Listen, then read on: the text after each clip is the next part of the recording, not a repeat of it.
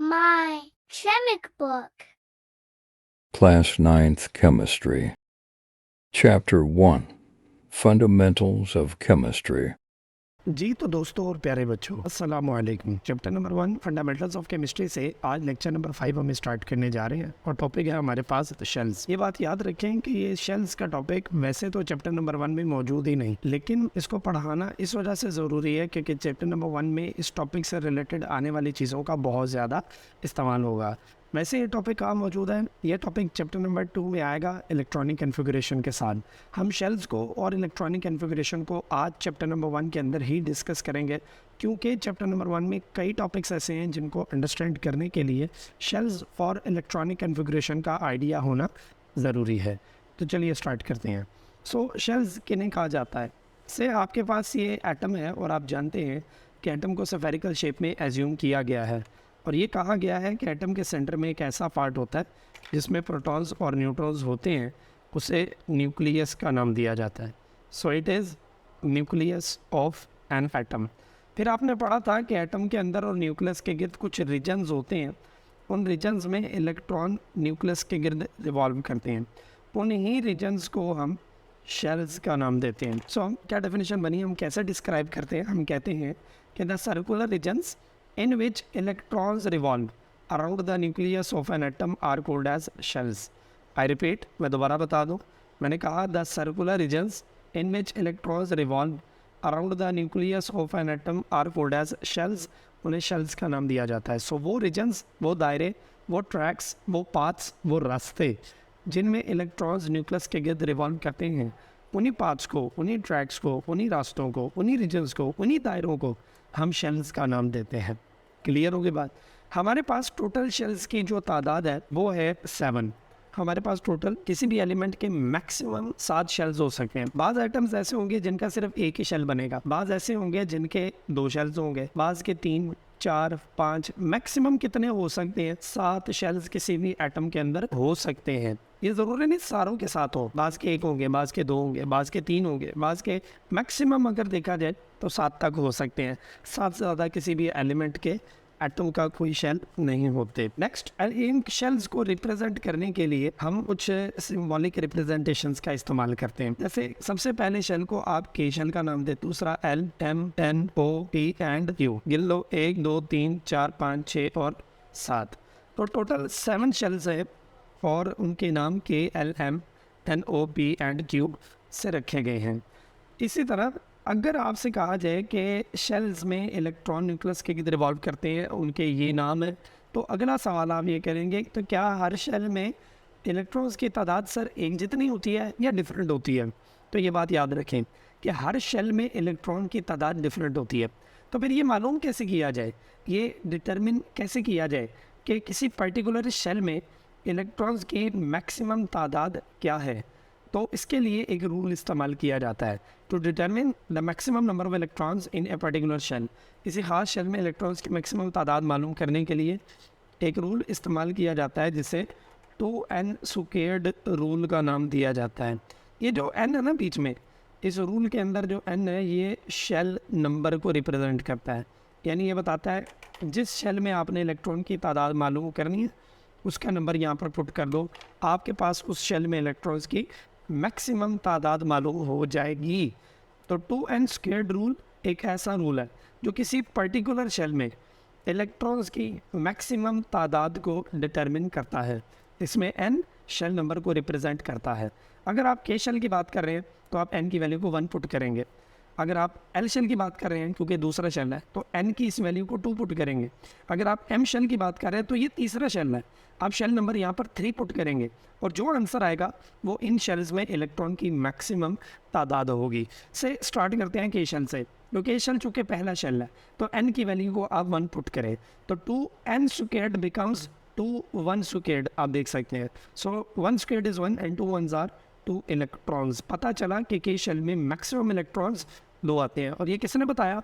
2n squared rule ने बताया। इसी तरह अगर आप एल शेल की बात करते हैं तो एल शेल के लिए n की value, number of shell number इसका 2 है, सेकंड शेल है, तो n की वैल्यू को 2 पुट किया जाएगा तो 2n squared become 2 squared, 2 squared is 4 and 2 4s are 8 electrons. पता चला 2n स्क्वायर रूल के मुताबिक कि एल शेल में n की वैल्यू को 2 पुट रखने से आपके पास 8 इलेक्ट्रॉन्स आते हैं। पता चला कि एल शेल में मैक्सिमम 8 इलेक्ट्रॉन्स आ सकते हैं। इसी तरह एम शेल में अगर आप इसका नंबर देखें तो 1 2 3 थर्ड नंबर पर आ रहा है। n की वैल्यू शेल नंबर के लिए 3 पुट की जाएगी। तो अगर आप n को 3 पुट करें तो 2n squared becomes 2 3 squared, 3 squared is 9 and 2 9s are 18 electrons. पता चला कि एम शेल के अंदर मैक्सिमम 18 इलेक्ट्रॉन्स अकोमोडेट होते हैं। सो अभी तक की कन्वर्सेशन से, अभी तक की डिस्कशन से हमें ये पता चला कि के में 2n स्क्वायर्ड रूल के मुताबिक मैक्सिमम 2 इलेक्ट्रॉन्स आते हैं। एल शेल में 2n स्क्वायर्ड रूल के मुताबिक मैक्सिमम 8 इलेक्ट्रॉन्स आते हैं। एम शेल में 2n स्क्वायर्ड रूल के मुताबिक मैक्सिमम 18 इलेक्ट्रॉन्स आते हैं। इसी तरह n के लिए स्मॉल n की वैल्यू को 4 पुट करेंगे चौथा शेल, O के लिए 5 पुट करेंगे, P के लिए 6 पुट करेंगे, Q के लिए 7 पुट करेंगे और आपके पास कुछ आंसर्स आएंगे। वो आंसर्स इलेक्ट्रॉन्स की तादाद होगी। तो आइए देखते हैं कि अगर आप n में 4, O के लिए 5 और P के लिए 6 और Q के लिए अगर 7 पुट करते हैं तो n स्क्वायर्ड रूल के मुताबिक कितने कितने इलेक्ट्रॉन्स इन पर्टिकुलर शेल्स में आ सकते हैं।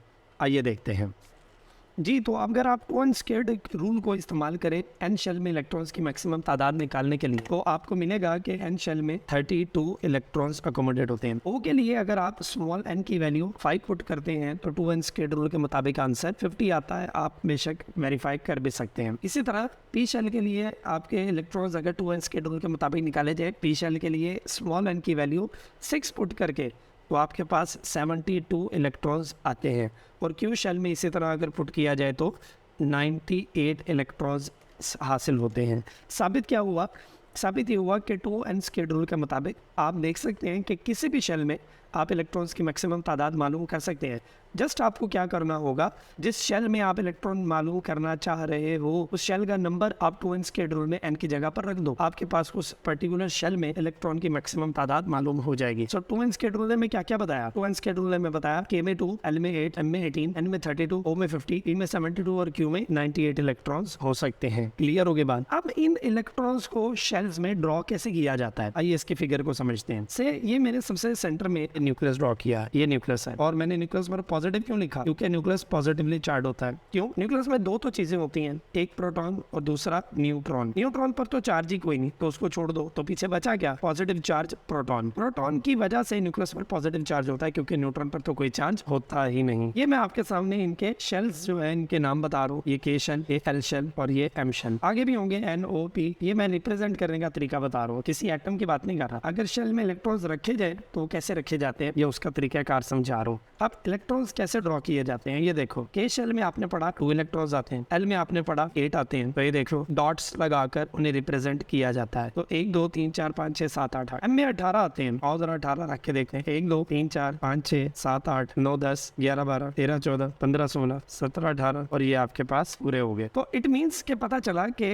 आप अगर शेल्स में इलेक्ट्रॉन्स को अरेंज करना चाहते हो तो न्यूक्लियस के गिर्द सर्कुलर रीजन्स बनाओ जो कि शेल्स है और उनमें इलेक्ट्रॉन्स को डॉट के रिप्रेजेंट करके अरेंज करते जाओ। आप इनको ये मैंने जो पेड़ की शक्ल में जोड़ जोड़ के दिखाया, आप इन्हें अलग अलग भी दिखा सकते हैं, हर्ज नहीं है। मैंने जोड़ के इस वजह से दिखाया, जरा खूबसूरत लगता है। इस लेवल पर इतना काफी है। अगली बात जरा देखें, जो जो शेल का नंबर बढ़ता है, जैसे आप यहाँ पर देखें कि छोटा शेल L, उससे बड़ा शेल M, उससे बड़ा शेल, तो याद रखो जो जो शेल का नंबर बढ़ता है शेल की एनर्जी में इजाफा होता चला जाता है, शेल की एनर्जी इंक्रीज होती चली जाती है। अब अगर आपसे पूछा जाए फॉर एग्जाम्पल कि इन तीनों में सबसे ज्यादा एनर्जी किसकी होगी, आप कहोगे M की। सबसे कम इन तीनों में किसकी होगी, K की होगी। और L की K से ज्यादा एनर्जी और M से कम एनर्जी, क्योंकि जो जो शेल का नंबर बढ़ता है शेल की एनर्जी में इंक्रीज होता चला जाता है। तो ये थी आपके पास के फिगर में इलेक्ट्रॉन्स को शेल्स के अंदर कैसे ड्रॉ किया जाता है, कैसे रिप्रेजेंट किया जाता है। अब एक बहुत ज्यादा इस्तेमाल होने वाली टर्म है दैट इज वैलेंस शेल और दूसरी है वैलेंस इलेक्ट्रॉन। ये दो टर्म्स केमिस्ट्री में चैप्टर 1 में खास तौर पर बहुत ज्यादा इस्तेमाल होगी। तो आइए वो लफ्जों को समझते हैं कि ये वैलेंस शेल और वैलेंस इलेक्ट्रॉन्स ये क्या होते हैं। आइए जरा वैलेंस शेल को सबसे पहले देखते हैं।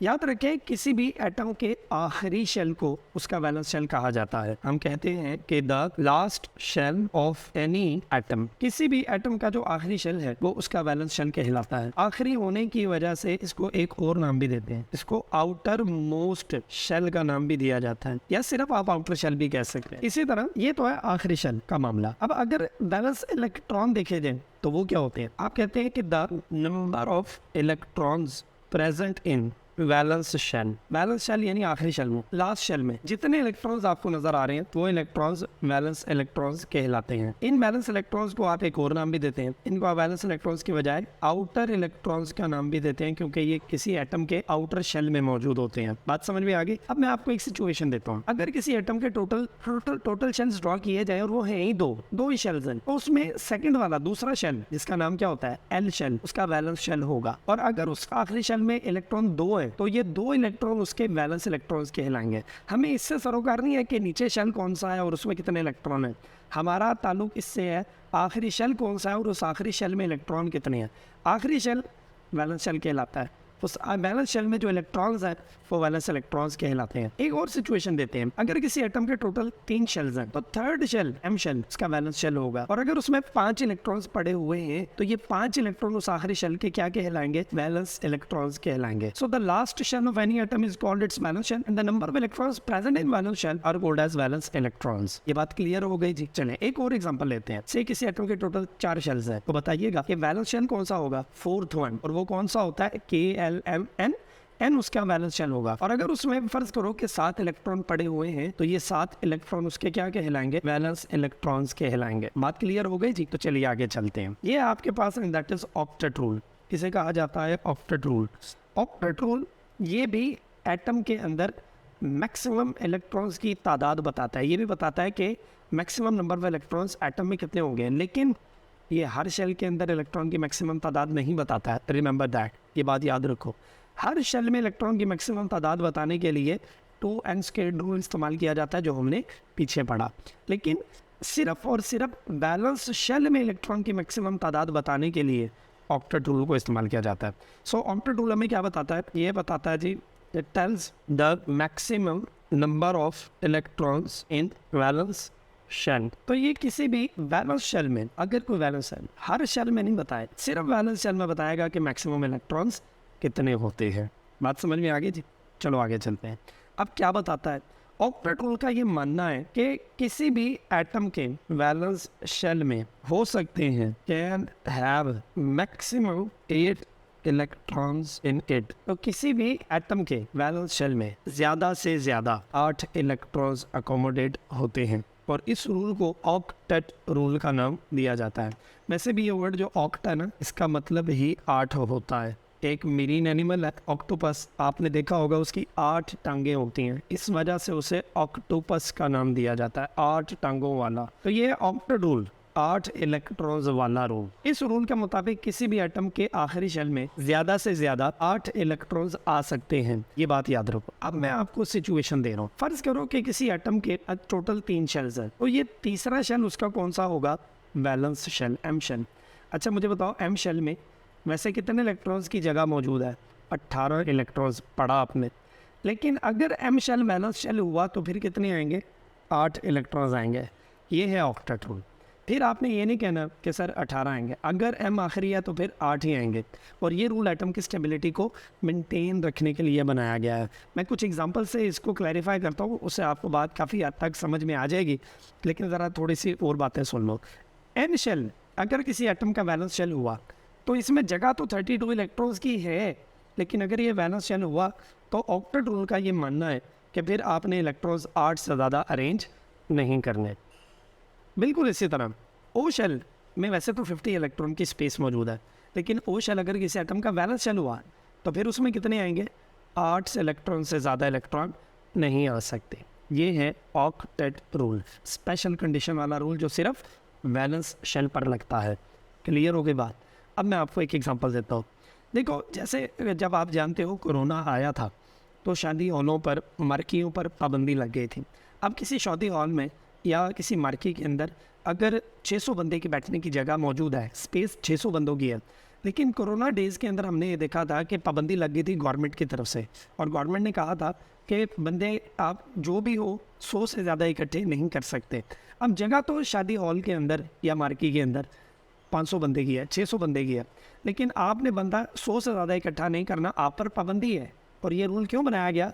लोगों की स्टेबिलिटी को मेंटेन रखने के लिए, ताकि लोग कोरोना जैसी बीमारी से महफूज रह सकें। ज़्यादा क्राउड होगा तो कोरोना के चांसेस ज़्यादा होंगे, कम क्राउड होगा तो कोरोना के चांसेस भी कम होंगे। तो उन्होंने जब शादी हॉल खोले थे तो पाबंदी 100 बंदों की लगा दी थी कि 100 से ज़्यादा बंदा आपने इकट्ठा नहीं करना। यानी अंडर नॉर्मल सर्कमस्टांसेस कोरोना के अलावा उसमें 600 बंदा आ सकता है, स्पेस मौजूद है, उसमें 500 बंदा आ सकता है, स्पेस मौजूद है। लेकिन कोरोना डेज़ की स्पेशल कंडीशन के अंदर 100 से ज़्यादा बंदा इकट्ठा नहीं कर सकते। इसी एग्जांपल को आप यहाँ पर फिट करो कि वैसे तो अगर आप देखें तो एन शेल में 32 आ सकते हैं, ओ में 50 आ सकते हैं, एम शेल के अंदर 18 इलेक्ट्रॉन आ सकते हैं। लेकिन अगर ये तमाम शेल किसी एटम के आखिरी शेल हुए तो फिर इनमें 8 से ज़्यादा इलेक्ट्रॉन्स आपने इकट्ठे नहीं करने, और ये रोल एटम की स्टेबिलिटी को मेंटेन रखने के लिए बनाया गया है। बात समझ में आ गई जी। और अगर किसी एटम के टोटल 2 शेल्स है तो उसमें दूसरा एल शेल उसका वैलेंस शेल हुआ, एल शेल में जगह कितनों की है? 8 की, और ऑक्टेट रूल के मुताबिक आएंगे भी कितने? 8 ही आएंगे। इट मीन्स कि इसके अंदर कोई मसला नहीं है, क्योंकि जगह भी 8 की थी और आ भी 8 ही सकते हैं अगर एल शेल वैलेंस शेल हुआ। अब एक आखिरी बात, अगर आप के शेल की बात करो, व्हाट अबाउट के शेल?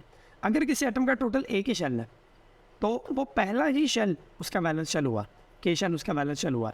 हम के शेल में तो जगह ही 2 इलेक्ट्रॉन की है, उसमें तो आप ऑक्टेट रूल अप्लाई नहीं कर सकते। सो इसी वजह से नेक्स्ट पॉइंट हमने बनाया कि ये रूल हर तरह के वैलेंस शेल पर लगेगा सिवाय के शेल के, क्योंकि के शेल में तो जगह ही 2 इलेक्ट्रॉन की है। और अगर के शेल किसी एटम का वैलेंस शेल हुआ, एक ही एटम के अंदर शेल हुआ और वही उसका वैलेंस शेल हुआ, तो फिर उसके अंदर ऑक्टेट रूल अप्लाई नहीं होगा। तो आइए इसका पॉइंट पढ़ते हैं।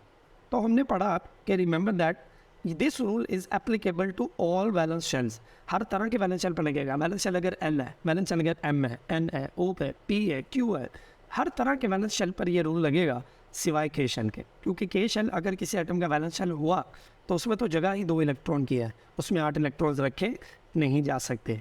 तो this rule octet rule is applicable to all kind of valence shells other than that of K shell. So ये था ऑल अबाउट आपके पास आज का टॉपिक, जिसमें आपने पढ़ा शेल्स क्या होते हैं, शेल्स कितने होते हैं, शेल्स को रिप्रेजेंट कैसे किया जाता है, shells maximum number of electrons कैसे निकाले जाते हैं, शेल्स में इलेक्ट्रॉन्स को कैसे अरेंज किया जाता है, वैलेंस शेल है वो क्या होता है। फिर आपने पढ़ा 7 नंबर पर कि वैलेंस इलेक्ट्रॉन्स क्या होते हैं, एंड देन फाइनली आपने पढ़ा कि ऑक्टेट रूल कैसा रूल है। तो होप्स हो कि आपको क्लियर हो गया होगा, लेकिन अगर फिर भी if you have any kind of confusion तो कमेंट सेक्शन आपके पास मौजूद है। आज के टॉपिक से रिलेटेड जो बातें आपने पढ़ी हैं उनमें अगर कोई प्रॉब्लम आती है तो आप पूछ सकते हैं, आपका जवाब अगर देने लायक हुआ तो ज़रूर दिया जाएगा। और दूसरी बात यह कि ये अभी हमने हाफ पोर्शन पढ़ा है, इसी टॉपिक का उसका रिमेनिंग हाफ हम नेक्स्ट टाइम डील करेंगे। सो तब तक के लिए इजाज़त, अपना बहुत ख्याल रखिएगा। अस्सलामु अलैकुम वरहमतुल्लाह।